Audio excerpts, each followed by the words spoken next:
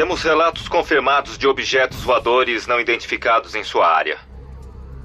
No auge da Guerra Fria, no espaço aéreo de uma das mais protegidas bases da Força Aérea Americana, 7 objetos apareceram sem explicação. Estamos procurando cerca de 7 OVNIs. Logo, outros radares os captaram. Os céus do sul da Califórnia mostravam uma estranha atividade. Parece que está ocorrendo uma invasão e tanto. Essas naves militares altamente secretas seriam uma missão de espionagem russa ou outra coisa? Seja o que for, não era para estar ali. Pela primeira vez na televisão, nossa equipe pedirá que as principais testemunhas analisem gravações antissigilosas. Temos um objeto agora sobre o campo, que revelam outro lado desse misterioso caso. Você é o responsável por OVNIs? Sim, senhor. Isso é fascinante. Chamaram um responsável pelos OVNIs. Por que havia um responsável por OVNIs na base Edwards da Força Aérea? E por que ele mandou um jato interceptar os objetos? Mire à direita e um à esquerda. Ele está subindo. Essas fitas e imagens dos radares obtidas naquela noite finalmente revelarão a resposta? Este é o caso 65102, Código Vermelho.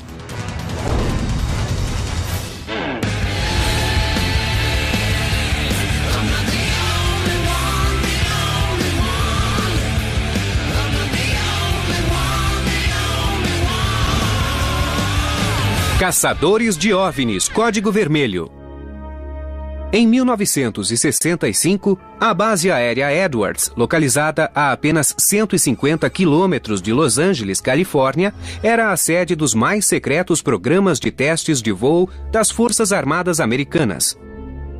Mas nesse dia, o protegido espaço aéreo da base foi invadido por objetos de origem desconhecida e que continuaram a pairar perto do local durante 6 horas. Na maioria das vezes, o contato com OVNIs é solitário. Mas essa não foi uma ocasião normal. 9 áreas diferentes testemunharam a espantosa aparição. A torre de controle da base Edwards, onde o primeiro contato visual foi relatado. A pista da base, onde o estranho objeto foi avistado pela segunda vez.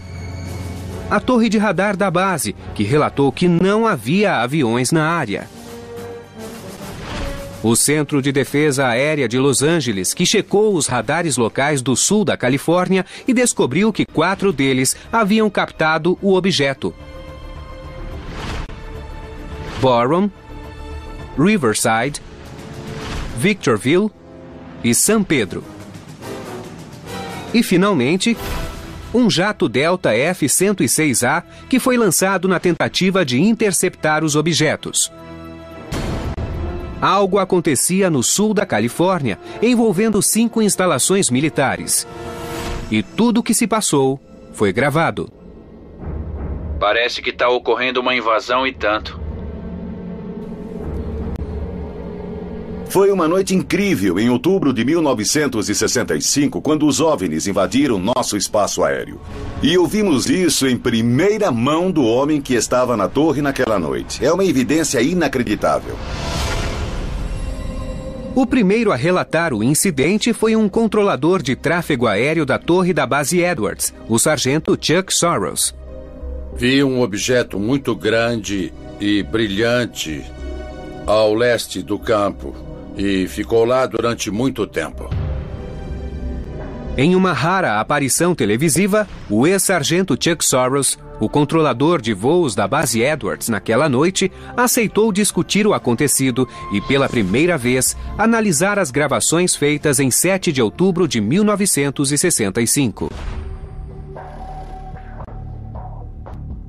Vejo luzes piscando, vermelhas e brancas. Na torre de controle, Soros era responsável por todo o tráfego aéreo na base Edwards e ao redor dela. Tinha 12 anos de experiência em orientar todos os tipos de naves militares e conhecia a maioria dos diferentes modelos da base aérea Edwards. Mas estava prestes a testemunhar algo que nunca viria antes e que não poderia explicar. Aconteceu por volta de 1h30 da manhã. Primeiro eu vi um objeto muito brilhante Chamei outras pessoas da base de operações, o meteorologista e outras 2 ou 3 pessoas que estavam de plantão naquela noite, para que dessem uma olhada, e eles viram a mesma coisa que eu. Temos um objeto agora sobre o campo. Bem em cima do campo? Sobre a base Edwards, indo para o sul. Vejo luzes piscando, vermelhas e brancas. E o capitão confirmou isso. Era baixo demais para ser uma estrela ou coisa assim. Estava a 1.500 metros e isso continuou por muito tempo. Segundo ele, o objeto era verde claro, grande e brilhante, com uma pulsante luz vermelha na base. Mais 3 objetos apareceram. Eram menores, da metade do tamanho do primeiro. Eles ficaram juntos, estavam em um tipo de formação perto uns dos outros, formando um V. Eles desceram até o sul da base. Em certo momento, mais 3 apareceram. Esses 3 voavam de modo independente. Voaram para norte, sul, leste e oeste. Isso aconteceu desde a 1h30, quando avistei o primeiro, até o nascer do sol, quando ficou claro.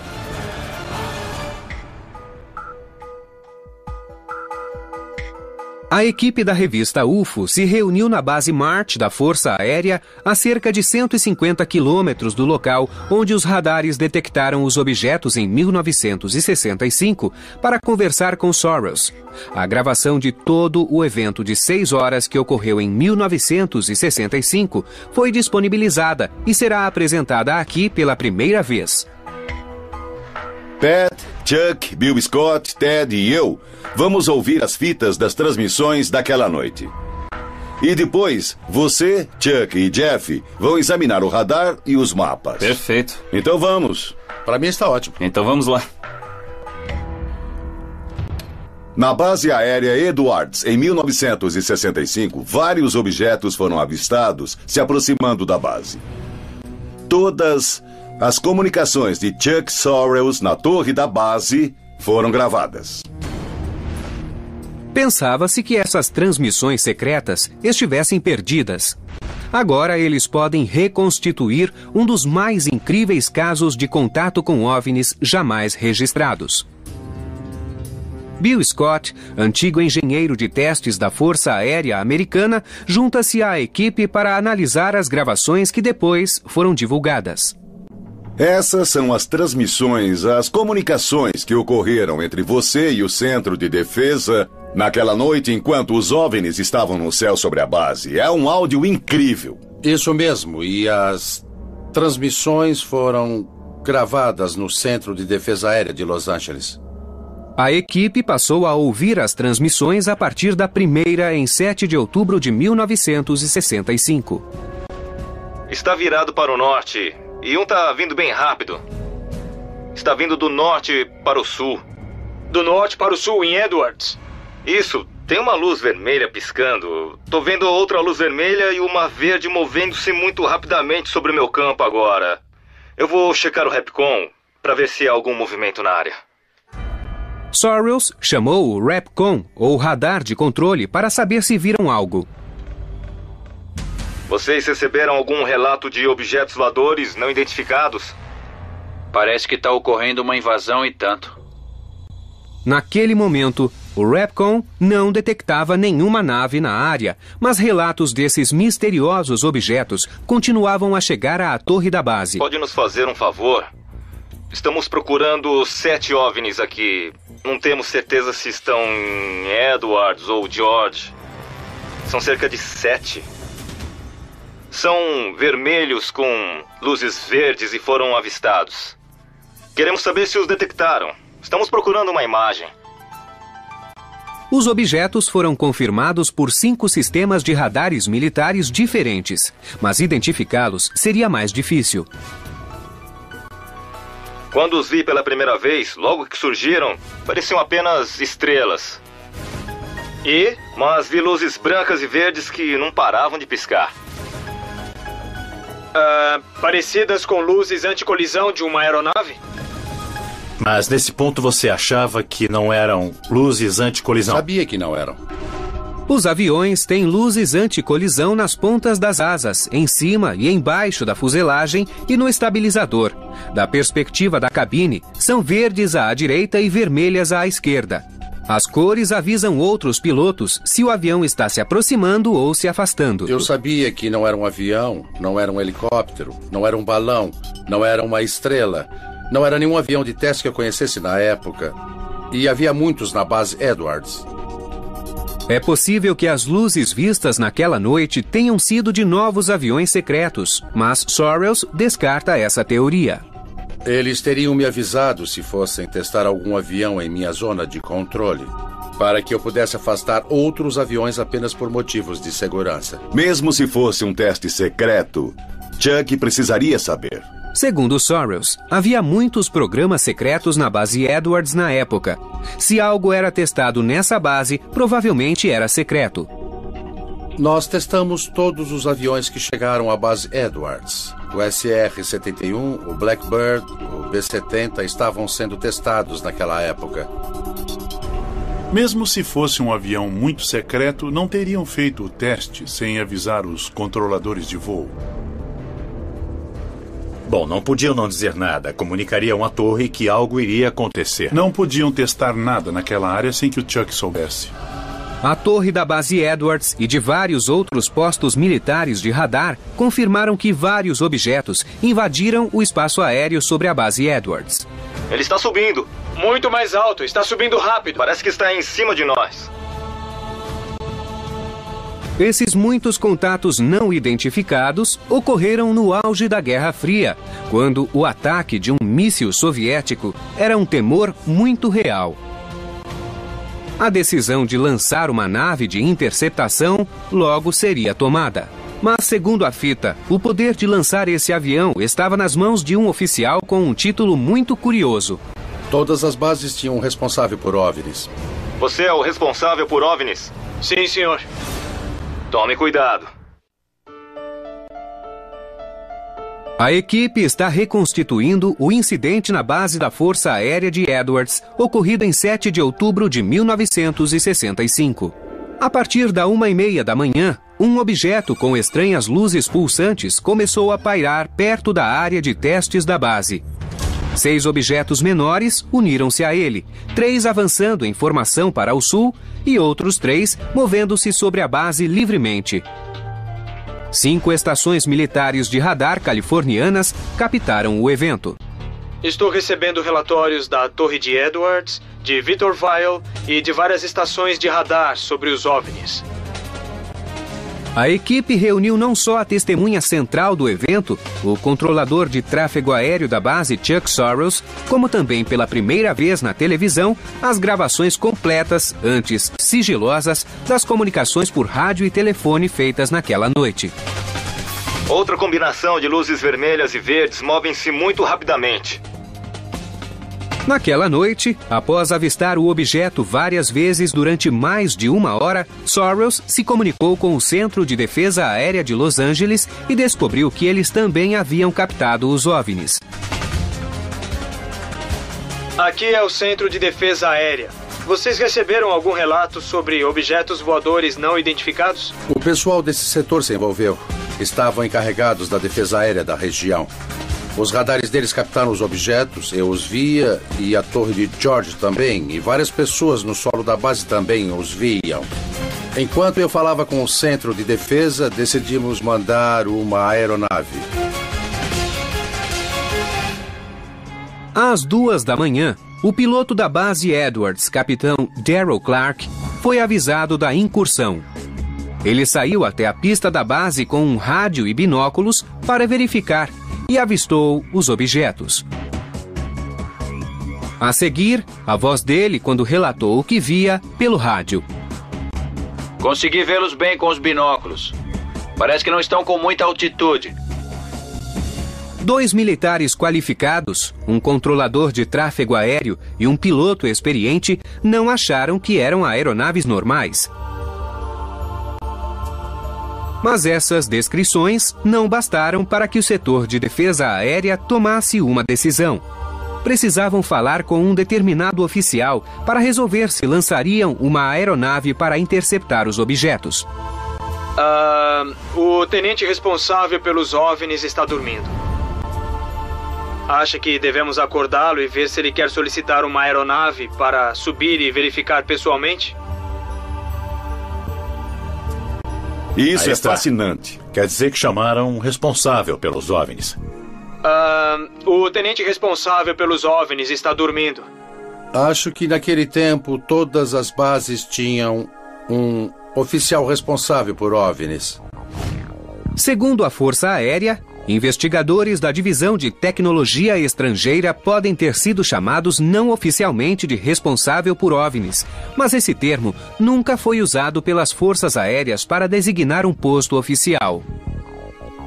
Em meus 9 anos na Força Aérea, nunca ouvi falar disso.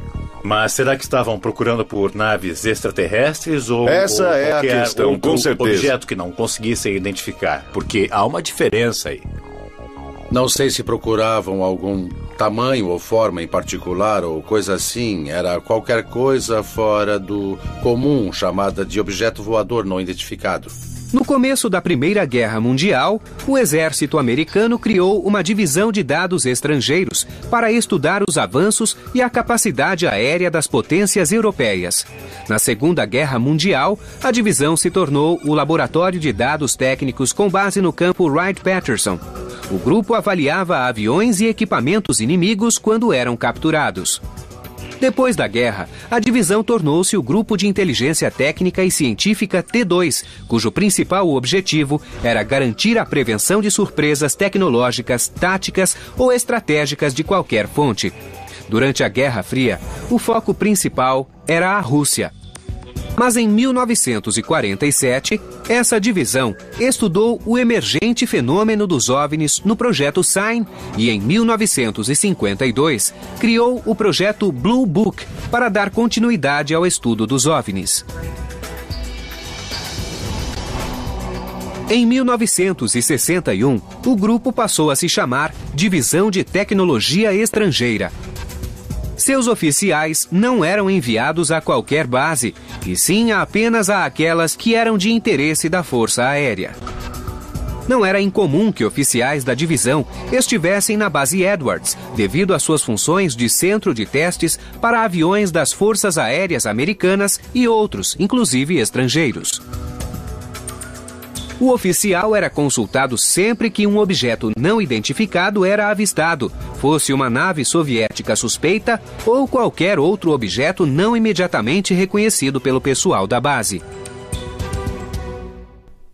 Objetos que não foram identificados, que não sabiam o que eram, invadiram o espaço aéreo sobre a base Edwards da Força Aérea e se aproximaram das pistas. Por que não enviamos aviões? Isso não é muito frequente. Primeiro tiveram que verificar quais eram as normas, quem tinha poder para autorizar. Realmente foi um evento incomum. Imagino que naquela época era algo que precisávamos improvisar. Eu não tinha nenhuma instrução ou norma sobre o que fazer. Era preciso tomar uma decisão e agir.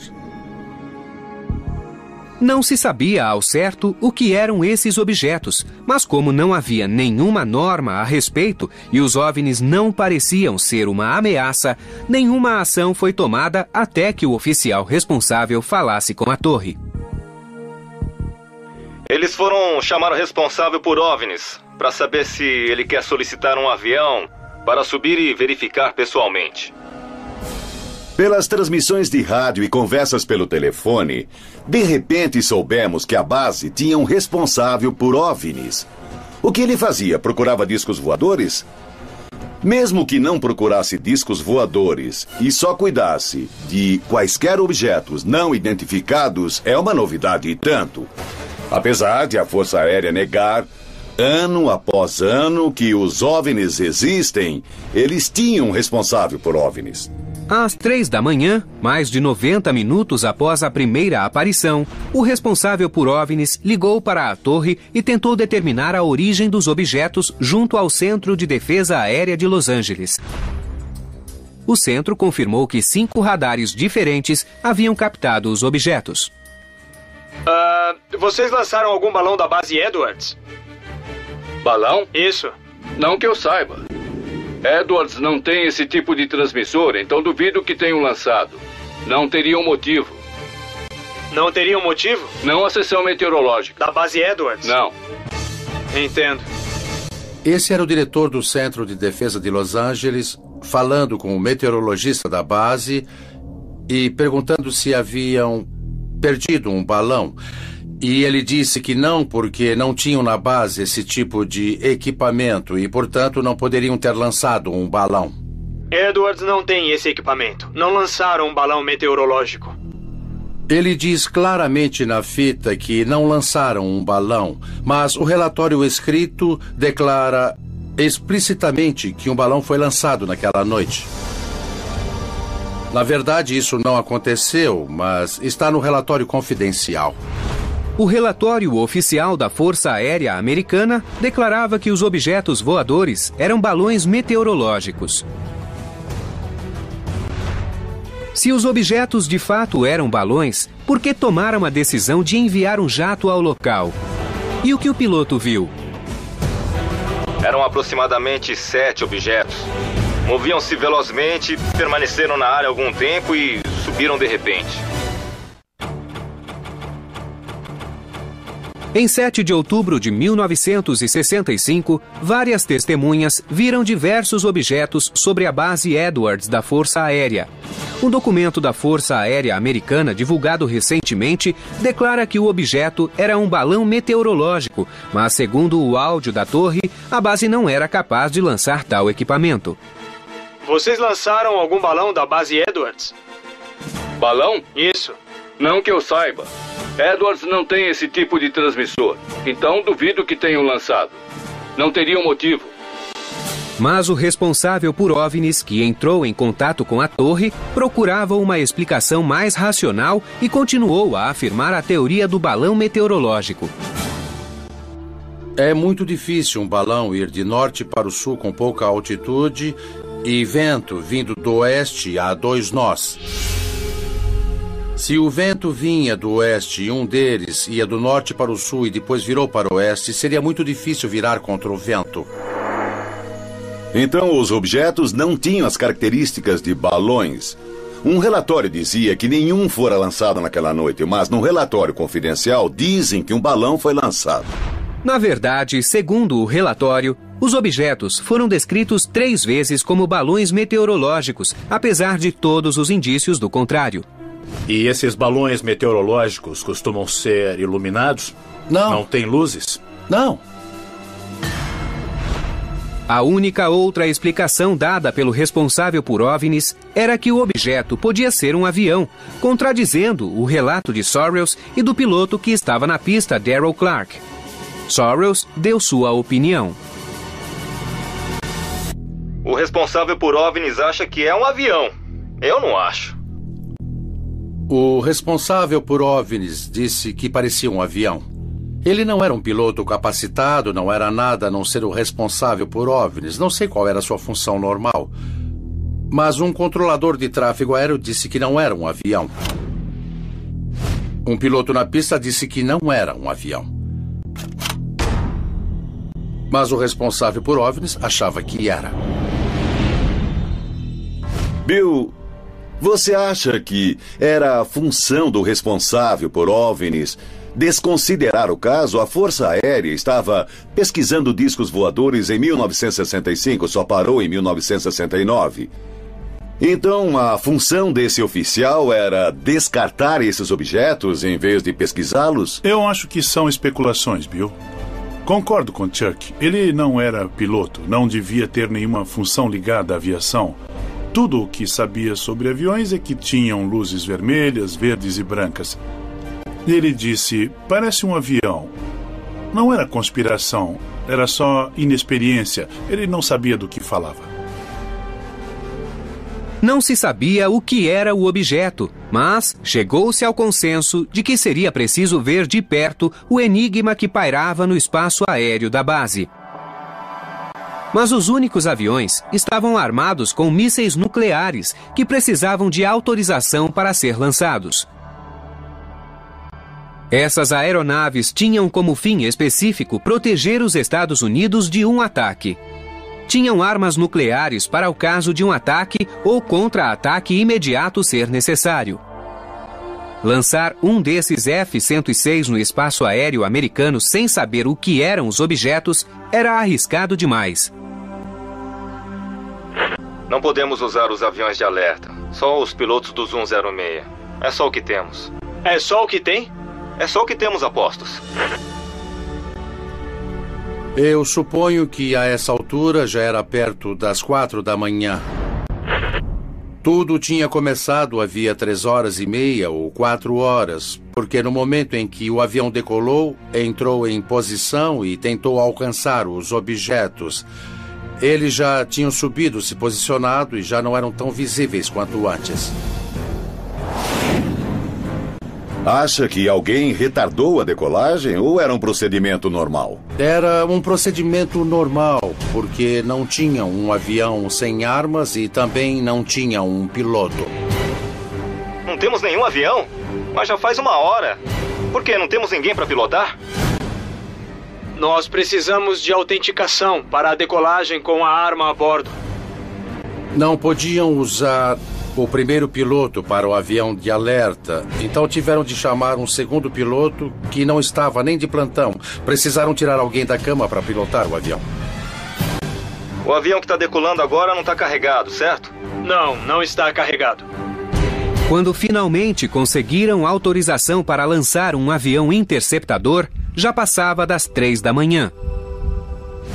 O piloto e o pessoal de terra tiveram de ser acordados para a missão. Basicamente estavam equipados para procurar aviões russos que vinham de fora. Isso acontecia dentro do nosso espaço aéreo, então não havia um procedimento padrão.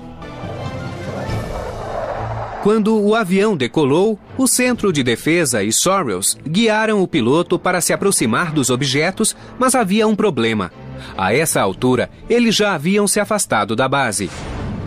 Ele decolou para verificar e dirigiu o radar interceptador para eles, mas foi difícil orientá-lo para chegar à área. Eu orientei o avião, alinhei-o com a pista e lhe dei a direção. Pode avançar pela pista. Acho que é 01 a este bordo 040. Ele chegou a 12 mil metros de altitude.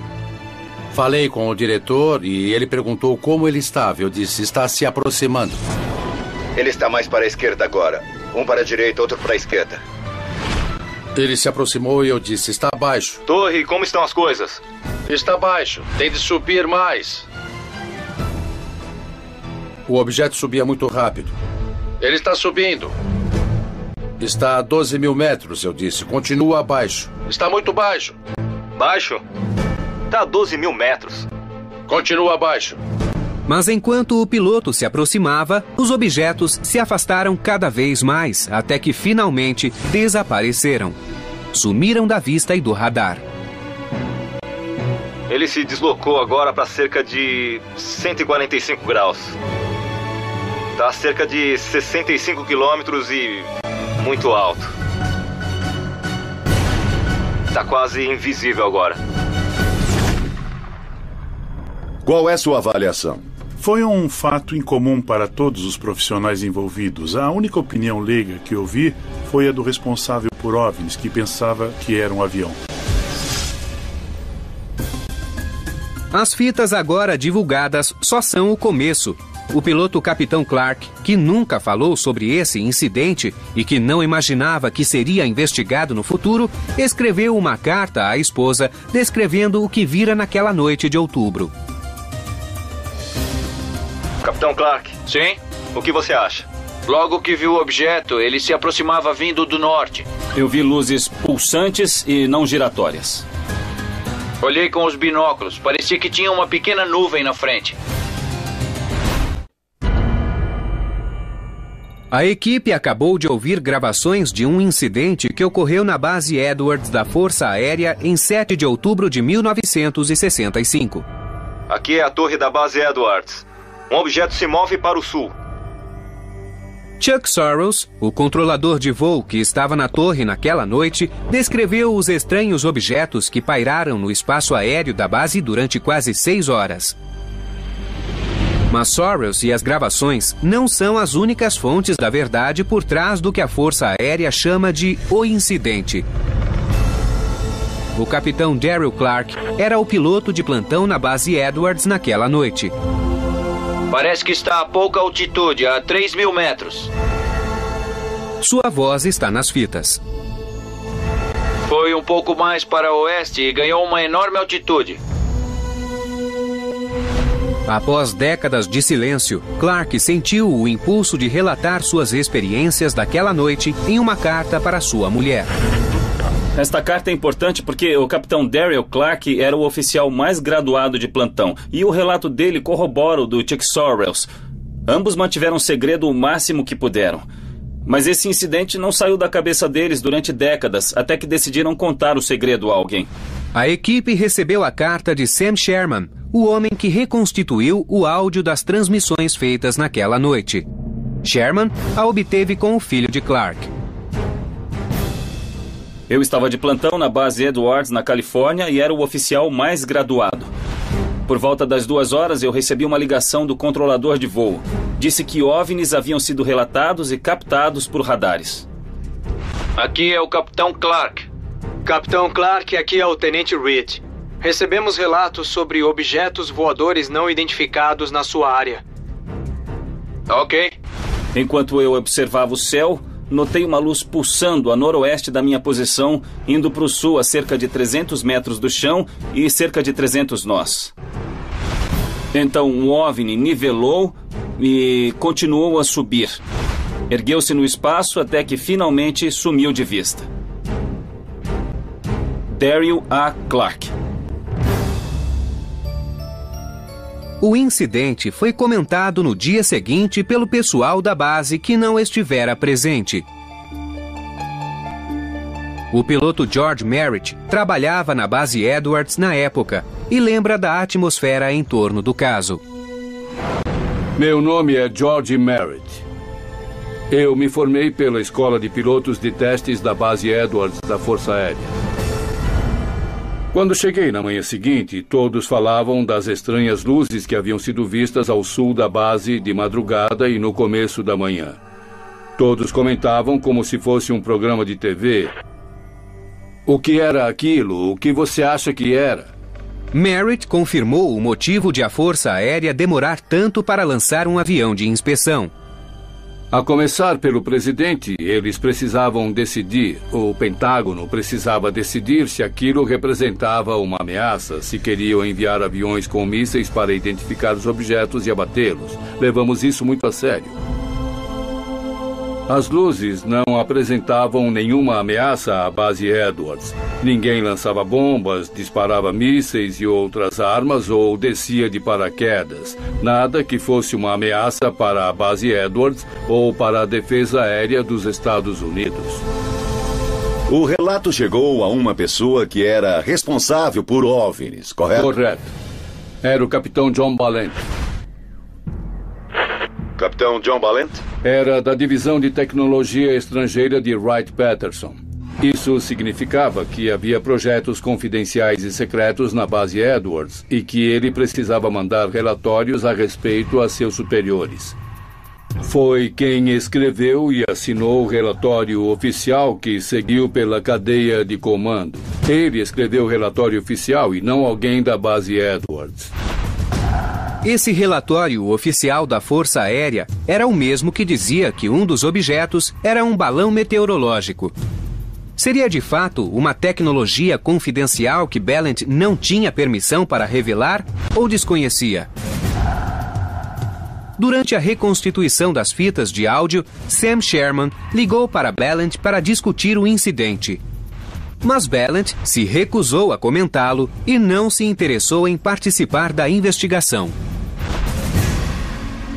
Acho o seguinte, 1 ano e meio antes, quando eu era aluno da Escola de Pilotos de Testes, o presidente Johnson anunciou que o YF-12 Blackbird estava na base Edwards. Vi um deles na pista. A primeira vez que vi o Blackbird, eu não sabia nada sobre Groom Lake, nem sobre a Área 51. E então, o caça mais magnífico que eu já vira entrou na pista. E eu era piloto de caça, mesmo assim eu não sabia. E qual a relação desse avião com o incidente? Bem, o que eu pensei no início foi as luzes avistadas deviam ser de algum avião que faz parte de um programa confidencial. A área restrita, onde nós pilotos de testes fazíamos nossos testes de voo, era na mesma área da base Edwards que existe hoje. Começa a 8 ou 9 quilômetros ao sul da pista e vai para oeste, norte e leste. Então, os aviões eram testados ao norte da base Edwards da Força Aérea.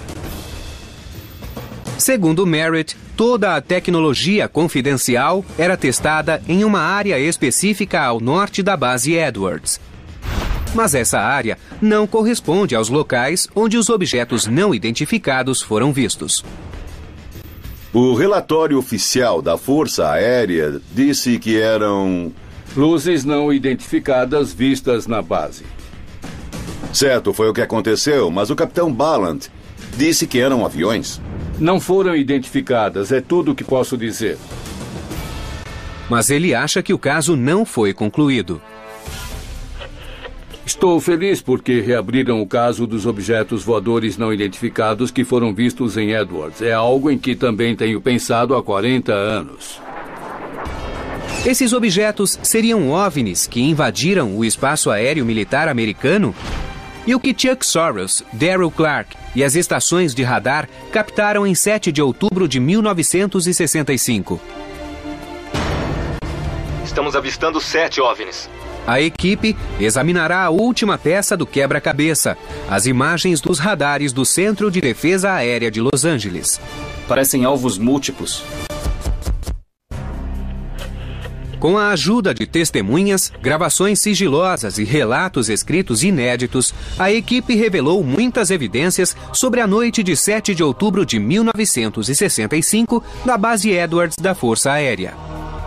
Estou recebendo relatórios da Torre de Edwards, de Victorville e de várias estações de radar sobre OVNIs. O último passo é verificar as imagens oficiais da estação de radar de San Pedro naquela noite. Imagens que o relatório oficial atribuiu a uma propagação meteorológica anômala. Esse fenômeno é causado por uma inversão térmica. A atmosfera da Terra resfria quando a altitude aumenta. Mas uma inversão pode acontecer quando a temperatura não diminui ou, em casos extremos, aumenta com a altura. Quando isso ocorre, a camada mais quente age como uma tampa, que causa retenção de névoa ou poluição sob a camada, provocando dados falsos nos radares. Edwards está observando do chão. 2 torres estão observando e agora os detectamos no radar. E estamos seguindo os sinais. O analista de radares John Kirk ajuda a equipe a interpretar as imagens e a descobrir o que esses objetos podem ser. Vou me encontrar com um engenheiro de sistemas de radar, John Kirk, que já trabalhou com as Forças Armadas e lida com radares há mais de 50 anos. Meu nome é John Kirk, sou engenheiro de sistema de radares. Essas são as imagens dos radares instalados em Fort MacArthur, obtidas em San Pedro durante aquela noite em 1965. As imagens foram captadas em intervalos, criando uma linha que descreve o movimento dos objetos durante todo o incidente. Estão se movendo e subindo lentamente, e foram confirmados pelo radar. As imagens são bastante típicas. Esta é a tela e estes são os marcadores. Elas indicam que o radar captou alguns alvos móveis e lhes atribuiu algumas informações, como podem ver aqui. Nas imagens de radar, estas são as áreas identificadas como alvos móveis. Temos alvos múltiplos. Parecem alvos múltiplos e, passando pelas imagens, nós vemos algumas mudarem. Vamos ver quantos são. Parece que são 4, 5 ou 6 alvos. Kirk contou 6 alvos nas imagens de radar. Mas isso não descarta a teoria da propagação anômala. A propagação anômala pode ser causada por inversão climática ou talvez por nuvens de tempestade ou então umidades no ar. Há muitas anomalias atmosféricas. Vocês imaginam o que pode ser? Não, sabemos tanto quanto vocês. É difícil acreditar que seja propagação anômala. Se fosse propagação, nós teríamos aqui uma mancha e não um ponto nítido. Quer dizer então que não parece propagação anômala? Parecem pontos individuais. Segundo Kirk, a propagação anômala apareceria como uma mancha, mas as imagens parecem ser de alvos independentes. Parecem alvos? Sim, parecem alvos. De que tipo, eu não posso dizer. Eu não posso dizer. Parecem alvos e parece que os radares funcionavam bem. Além disso, 5 radares separados não captariam os mesmos dados falsos ao mesmo tempo. Kirk não sabe o que eram os objetos, mas está impressionado com o número de evidências em torno do caso. Um piloto escreveu o que ele viu, um controlador disse o que ele viu. São muitas informações convergentes. Eu não posso refutá-las. Com base nessas imagens, parecem trajetórias. Não parece propagação anômala. Parecem autênticas. Há 3 objetos nítidos. Não é nada climático, não são ruídos. Eles captam o objeto, mas não veem a nave. Não, eles não sabem o que é. O ex-meteorologista do Serviço Meteorológico Nacional, William Puckett, também tem evidências que sugerem que as imagens de radar não podem ser explicadas por propagações anômalas. Na noite de 7 de outubro de 1965, segundo o Centro Climático Nacional, a atmosfera estava muito seca e não houve inversões térmicas, 2 circunstâncias que podem criar falsas leituras de radar. Sem essas condições, a probabilidade de ter sido uma propagação anômala é praticamente 0. As condições na base Edwards da meia-noite às 6 da manhã eram de céu claro, temperaturas amenas e pouco ou nenhum vento. A visibilidade era de 56 quilômetros.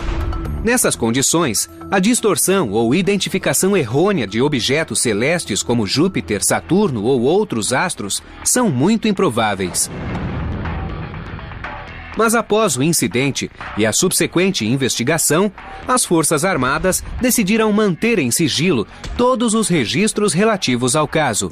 A explicação era que as imagens de radar eram falsas e que as testemunhas haviam identificado apenas objetos celestes, apesar de as evidências descartarem essas teorias.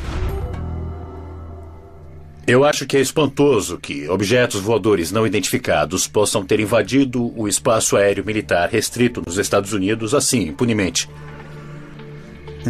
Segundo os relatos nas fitas, as imagens de radar e o relato feito por Sorrells, os objetos não tinham as características de nenhum avião conhecido até então ou depois disso.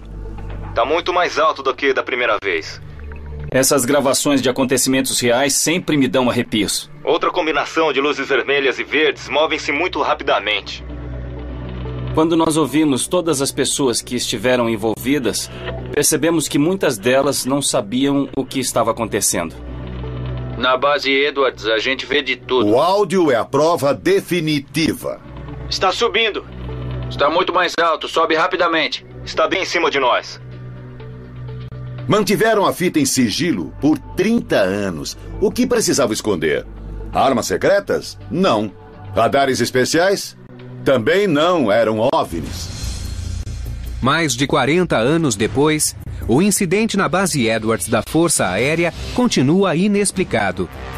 Hoje, o lema do Centro de Testes de Voo da base é Ad Inexplorada, até o inexplorado.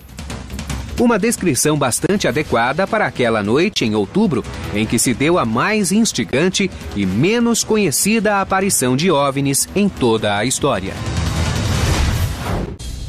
Na torre de controle, Sorrells era responsável por todo o tráfego aéreo na base Edwards e ao redor dela. Tinha 12 anos de experiência em orientar todos os tipos de naves militares e conhecia a maioria dos diferentes modelos da base aérea Edwards. mas estava prestes a testemunhar algo que nunca viria antes e que não poderia explicar. Aconteceu por volta de 1h30 da manhã. Primeiro eu vi um objeto muito brilhante. Chamei outras pessoas da base de operações, o meteorologista e outras 2 ou 3 pessoas que estavam de plantão naquela noite, para que dessem uma olhada, e eles viram a mesma coisa que eu. Temos um objeto agora sobre o campo. Bem em cima do campo? Sobre a base Edwards, indo para o sul. Vejo luzes piscando, vermelhas e brancas. E o capitão confirmou isso. Era baixo demais para ser uma estrela ou coisa assim. Estava a 1.500 metros e isso continuou por muito tempo. Segundo ele, o objeto era verde claro, grande e brilhante, com uma pulsante luz vermelha na base. Mais 3 objetos apareceram. Eram menores, da metade do tamanho do primeiro. Eles ficaram juntos, estavam em um tipo de formação perto uns dos outros, formando um V.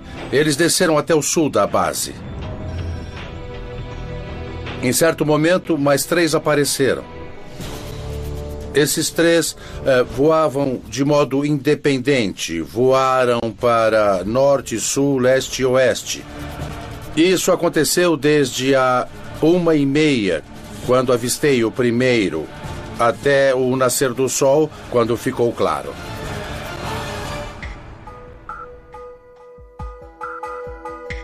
A equipe da revista UFO se reuniu na base Marte da Força Aérea a cerca de 150 quilômetros do local onde os radares detectaram os objetos em 1965 para conversar com Soros. A gravação de todo o evento de 6 horas que ocorreu em 1965 foi disponibilizada e será apresentada aqui pela primeira vez.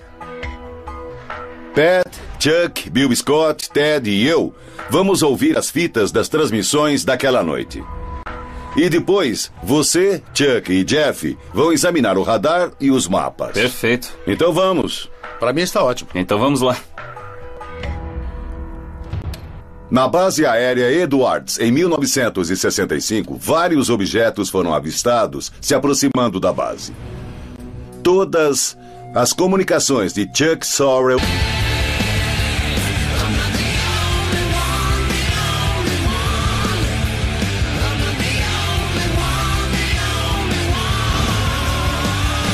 Caçadores de OVNIs, Código Vermelho.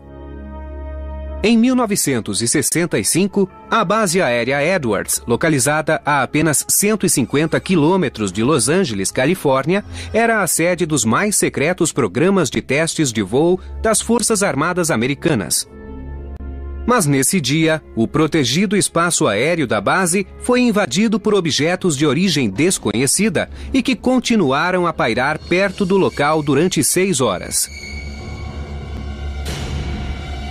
Na maioria das vezes, o contato com OVNIs é solitário. Mas essa não foi uma ocasião normal.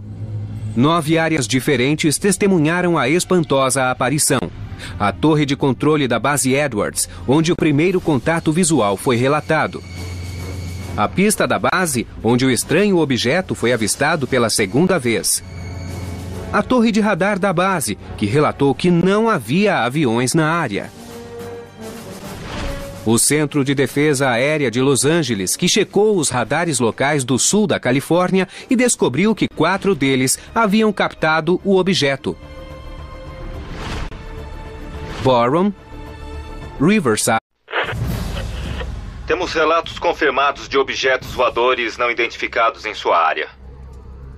No auge da Guerra Fria, no espaço aéreo de uma das mais protegidas bases da Força Aérea Americana, 7 objetos apareceram sem explicação. Estamos procurando cerca de 7 OVNIs. Logo, outros radares os captaram. Os céus do sul da Califórnia mostravam uma estranha atividade. Parece que está ocorrendo uma invasão e tanto.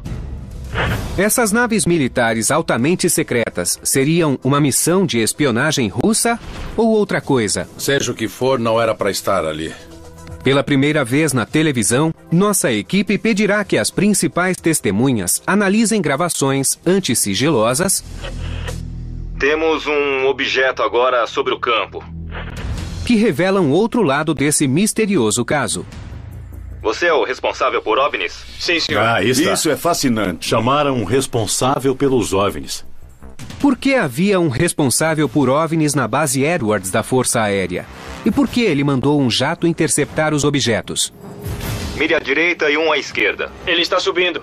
Essas fitas e imagens dos radares obtidas naquela noite finalmente revelarão a resposta? Este é o caso 65102, Código Vermelho.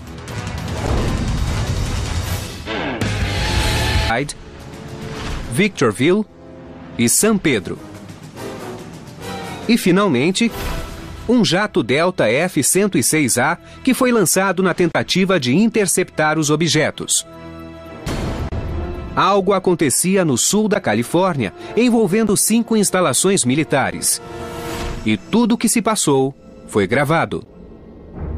Parece que está ocorrendo uma invasão e tanto. Foi uma noite incrível em outubro de 1965, quando os OVNIs invadiram nosso espaço aéreo. E ouvimos isso em primeira mão do homem que estava na torre naquela noite. É uma evidência inacreditável.